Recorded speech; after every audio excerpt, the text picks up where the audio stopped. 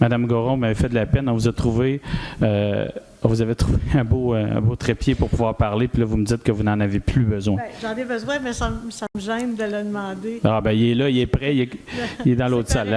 Dans 2 semaines, on l'aura pour vous, si vous voulez. Monsieur le maire, bonsoir. Mesdames Bonsoir. les conseillères et messieurs les conseillers. Je sais que vous êtes après faire votre budget, octobre et novembre, c'est ce qu'on m'a donné comme information. Oui, on est en études prébudgétaires, et puis novembre, ce sera le douloureux exercice du budget. C'est ça. Alors, je préviens les coûts, là. Je vous avertis quand j'ai des demandes. Je suis un petit peu mal à l'aise dans la présentation de ce que je vais faire parce que ça rejoint un tout petit peu ce qui s'est dit avant. Mais je pense que je vais le faire, puis bien, si je suis huée, bien, je serai huée. Non. Je vous rassure, je pense que les gens ici vont vous respecter, il n'y a pas de problème. Bien, vous savez qu'au niveau de la STTR, avec le nouveau réseau, c'est évident que ça fait l'affaire de personne. Il y a eu beaucoup d'améliorations, et je tiens à remercier M. Tremblay.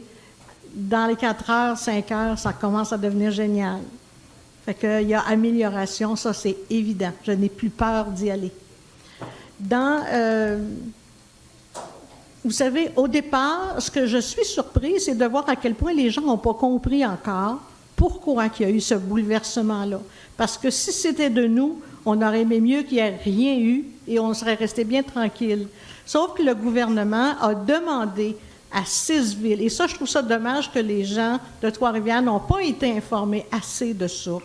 Moi, je le dis souvent, je le dis sur notre site, c'est que le gouvernement a demandé à 6 villes, donc Trois-Rivières, au niveau de leur réseau de transport, d'améliorer les choses pour faire baisser les gaz à effet de serre qui détruisent notre environnement. C'est de base, dans tout ce que j'ai lu, c'est ce qui était marqué. Donc, c'est pour ça que la STTR s'est mise en mouvement, peut-être maladroitement, mais c'est mis en mouvement pareil.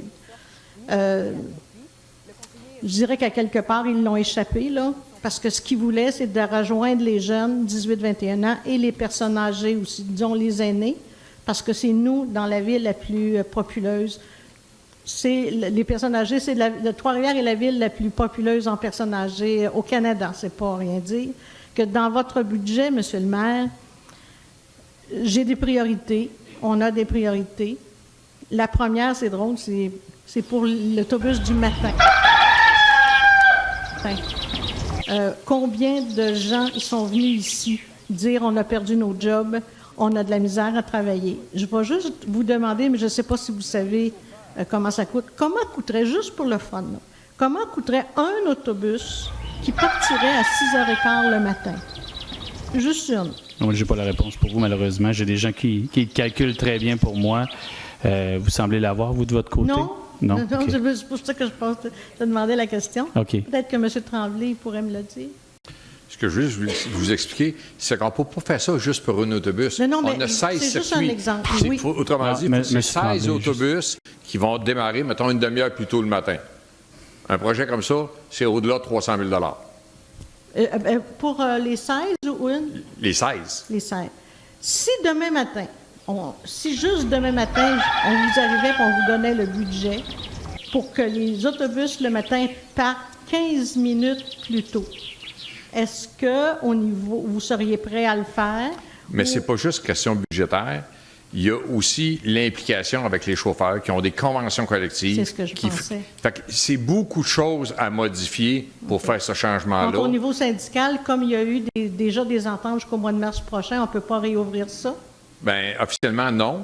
Mais c'est toujours, il y a toujours moyen de négocier avec nos syndicats, là. Mais ce que je veux juste vous expliquer, c'est que tous les moindres changements comme ça, c'est pas simple. Non, c'est plusieurs fois qu'on vous le dit, c'est compliqué, il y a des délais. Et là, présentement, on travaille sur des dossiers qui sont prioritaires, qui sont les correspondances, qui sont le futur arrêt qu'on va ramener au centre des rivières.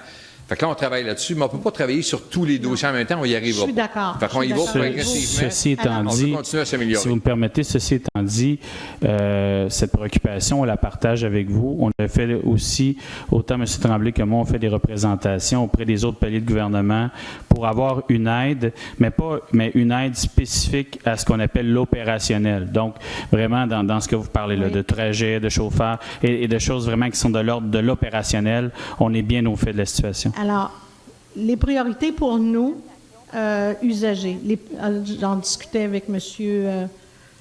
Verville tout à l'heure, c'est qu'il y a aussi un 2 heures le soir où il n'y a aucun autobus. Il y en a sur 14 autobus qui passent, il y en a 7 qui ne fonctionnent pas entre 6h30 le soir et 8h30. Donc, tu peux t'en aller vers quelque part, mais tu ne peux pas revenir. Donc, c'est une de nos priorités, c'est la deuxième priorité. La troisième priorité, quand on veut qu'un système d'autobus soit attractif, il faut qu'il y ait plus d'arrêts. Je le sais qu'actuellement, il y en a moins. On en a toujours eu 1200. Maintenant, on en a 975 ou 925. C'est évident que ça pénalise une certaine catégorie de population. Donc, c'est ma troisième demande au niveau budgétaire. Je sais que pour la STTR, ça va être difficile parce que les autobus vont être plus lents. Donc, ils vont être obligés de tricoter encore. Le problème, c'est pas, comme ce que vous me parlez là, c'est pas un problème de budget. Ce problème-là, c'est un problème d'horaire.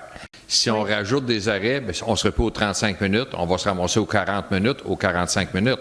Et comme on n'a pas de budget pour ajouter des autobus supplémentaires pour ramener ça aux 20 minutes... C'est une question de budget, alors?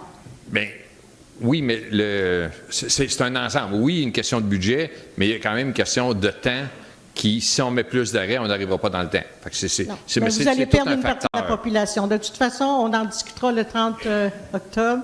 Tout ce que je voulais vous dire, c'est les 3 points qui sont importants pour les citoyens où on apporte un regard particulier, un aspect financier particulier. Je le sais qu'on est endetté. Je le sais que vous avez des gros projets qui s'en viennent aussi. En fait, les gros projets sont déjà en place, si vous voulez. Mais n'oubliez jamais que c'est le gouvernement qui a demandé à ce qu'il y ait des modifications et nous, on en subit les contre-coups, puis c'est pas tellement ça qu'on voulait. Merci beaucoup, madame. Madame Groslot.